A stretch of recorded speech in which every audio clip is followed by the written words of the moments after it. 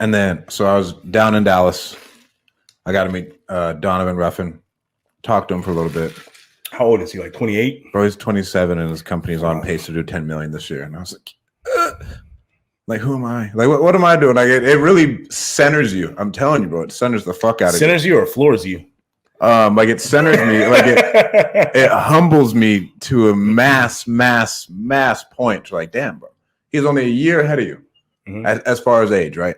To where like this is where I do think you should compare yourself, right? He started a little bit earlier, but you need to be like, okay, what skills does he have that I have not developed that have gotten him there?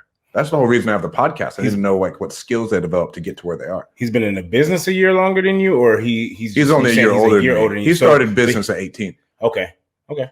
I mean, but still at the same time, you still got to use that. You still got to use that. Like, okay, so like, yeah, he's a year older than you. Yeah, he's a year older. So he's a year older than you. But then the next question, okay, when did he start? And that's usually what I compare it to. Like I go back, okay, he started in 18. I started here. Okay, so essentially he has this many years on me. So you back it out. What did he learn in that period that got him to where he's at? Like when we look at Jason, that's someone I look at, I think a lot of us here in the Valley look at. And it's like, how long has he been doing it, right? He's year 6, I think, something like that. And so then when I look at where I am, year 3, going into year 4, we say don't compare yourselves to others, but that's a pretty damn good measurable to be able to do. It don't matter, who you're comparing yourself to. You still have to hold yourself accountable. What have they done in 3 years? Exactly. And what have I done in 3 years?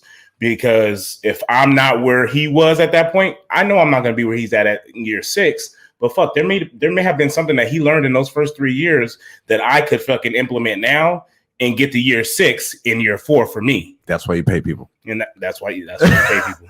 That's why you pay people or you start a podcast so you can, hey, bro, you want to come on that podcast? I'd love to stroke your ego and like pick your brain for an hour and a half. That's right. But it's humbling that you have to come to terms with the lack of skills that you have and know like what I need to do to get to the level that I want. Yeah. Right. I'm like, okay, where am I lacking? Right now, I'd say like I'm lacking at developing high level sales teams.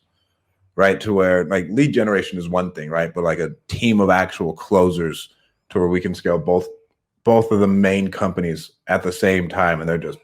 And I think what I've seen with Ruffin is he's actually pretty damn good at his training his acquisitions team. Like they have a lot of not rewards. What do we call them?